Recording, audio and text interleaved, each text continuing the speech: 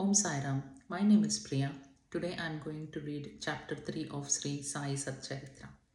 In this chapter we have Sai Baba's sanction and promise, assignment of work to devotees, Baba's stories as beacon light, his motherly love, Rohila's story, his sweet and nectar-like words.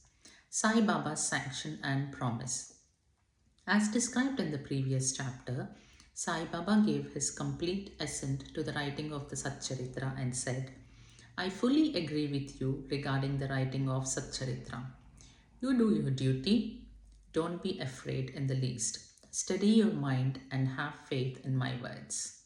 If my Leelas are written, the avidya will vanish, and if they are attentively and devoutly listened to the consciousness of the worldly existence will abate, and strong waves of devotion and love will rise up, and if one dives deep into my Leelas, he would get precious jewels of knowledge. Hearing this, the author was much pleased, and he at once became fearless and confident, and thought that the work was bound to be a success. Then, turning to Shama, that is Madhavrao Deshpande, Sai Baba said, If a man utters my name with love, I shall fulfill all his wishes, increase his devotion, and if he sings earnestly my life and my deeds, him I shall beset in front and back and on all sides. Those devotees who are attached to me, heart and soul, will naturally feel happiness when they hear these stories. Believe me that if anybody singing my Leelas, I will give him infinite joy and everlasting contentment. It is my special characteristic to free any person who surrenders completely to me and who worships me faithfully and who remembers me and meditates on me constantly. How can they be conscious of worldly objects and sensations who utters my name, who worships me, who thinks of my stories and my life, and who thus always remembers me? I shall draw out my devotees from the jaws of death. If my stories are listened to, all the diseases will be got rid of. So, hear my stories with respect and think and meditate on them, assimilate them. This is the way of happiness and contentment. The pride and egoism of my devotees will vanish, the mind of the hearers will be set at rest, and if he has wholehearted and complete faith, he will be one with the Supreme Consciousness. The simple remembrance of my name as Sai Sai will do away with the sins of speech and hearing.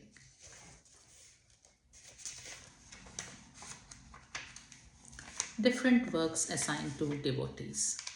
The Lord entrusts different works to different devotees. Some are given the works of building temples and mats or ghats on rivers. Some are made to sing the glories of God. Some are sent on pilgrimages. But to me was allotted the work of writing the Sai Satcharitra. Being the jack of all trades but master of none, I was quite unqualified for this job.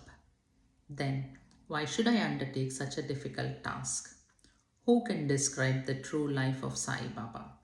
Sai Baba's grace alone can enable one to accomplish this difficult work. So when I took the pen in my hand, Sai Baba took away my egoism and himself wrote his stories. The credit of relating these stories therefore goes to him and not to me. Though Brahmin by birth, I lacked the two eyes, that is, the sight or vision of Shruti and Smriti, and therefore was not at all capable of writing the Satcharitra. But the grace of the Lord makes a dumb man talk, enables a lame man to cross a mountain.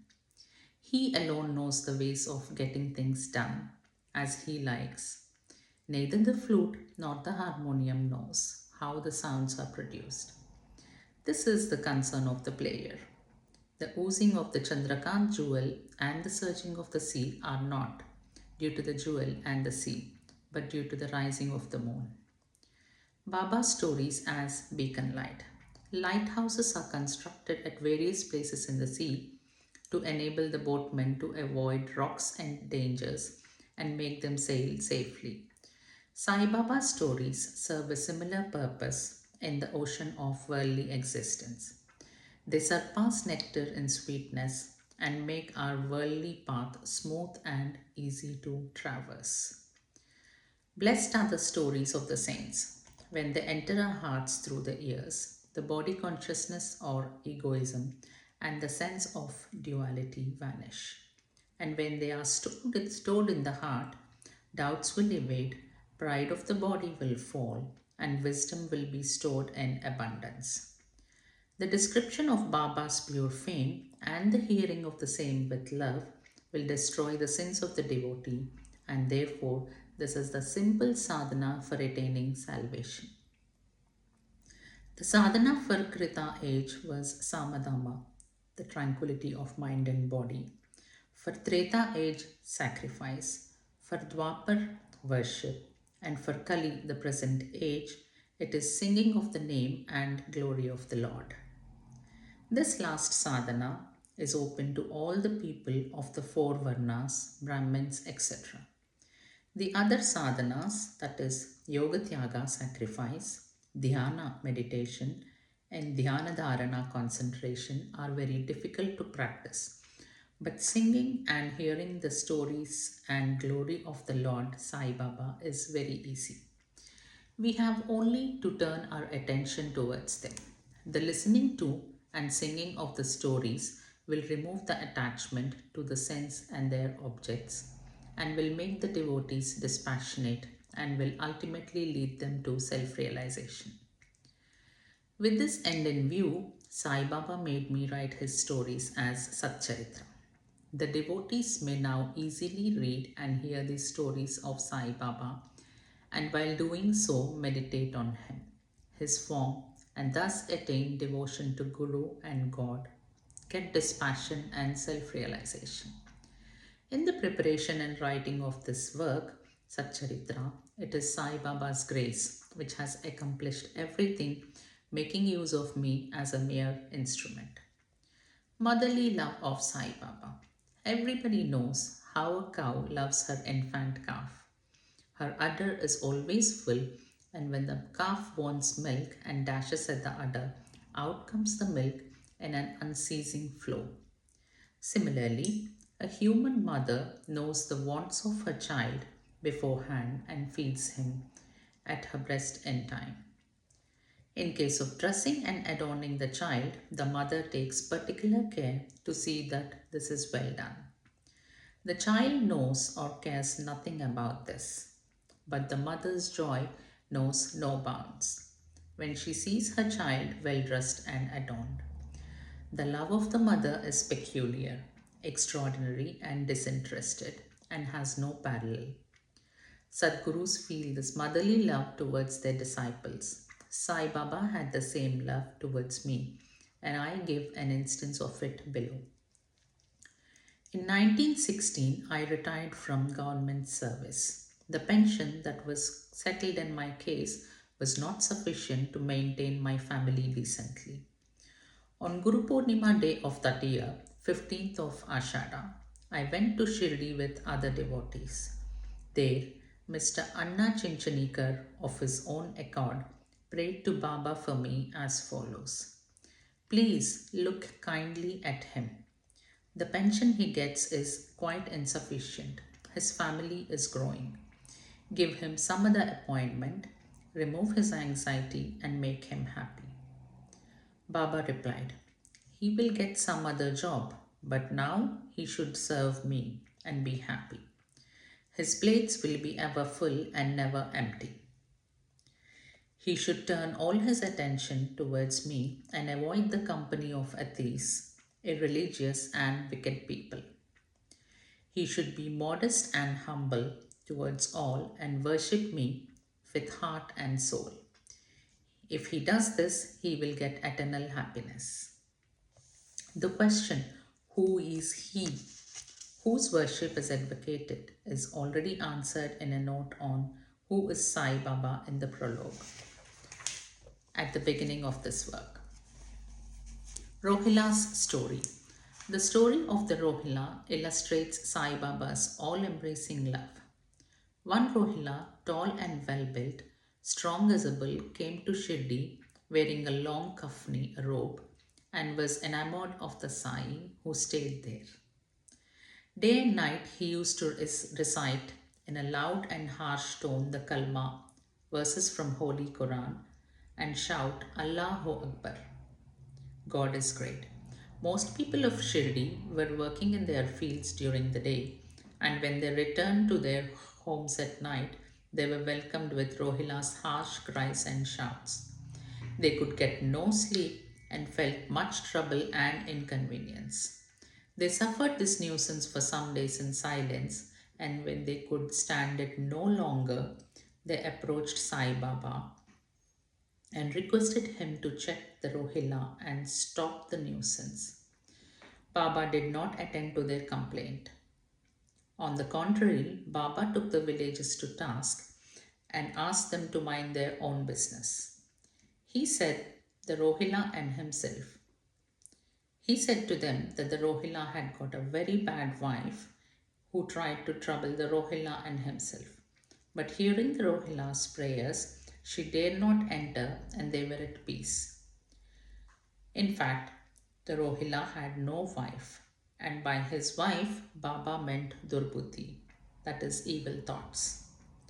As Baba liked prayers and cries to God better than anything else, he took the side of Rohilla and asked the villagers to wait and bear with the nuisance, which would abate in due course. Baba's sweet and nectar like words. One day at noon, after Arati, devotees were returning to their lodgings when Baba gave the following beautiful advice. Be wherever you like, do whatever you choose. Remember this well, that all what you do is known to me. I am the inner ruler of all and seated in your hearts. I envelop all the creatures, the movable and immovable world. I am the controller, the Vayapulla of the show of this universe. I am the mother, origin of all beings, the harmony of three gunas, the propeller of all senses, the creator, the preserver, and destroyer. Nothing will harm him who turns his attention towards me, but Maya will lash or whip him who forgets me. All the insects, ants, the visible, the movable, and immovable world is my body or form. Hearing these beautiful and precious words, I at once decided in my mind to serve no man henceforth but my Guru only. But the reply of Baba to Anna Chinchanikar's query, which was really mine, that I would get some job, began to revolve in my mind. And I began to think whether it would come to happen. As future events showed, Baba's words came true and I got a government job, but that was of short duration. Then I became free and devoted myself solely to the service of my Guru Sai Baba. Before concluding this chapter, I would request the readers to leave out the various hindrances like indolence, sleep, wandering of mind, attachment to senses, etc., and turn their whole and undivided attention to these stories of Sai Baba. Let their love be natural. Let them know the secret of devotion. Let them not exhaust themselves by other sadhanas. Let them stick to the simple remedy, that is, listening to Sai Baba stories.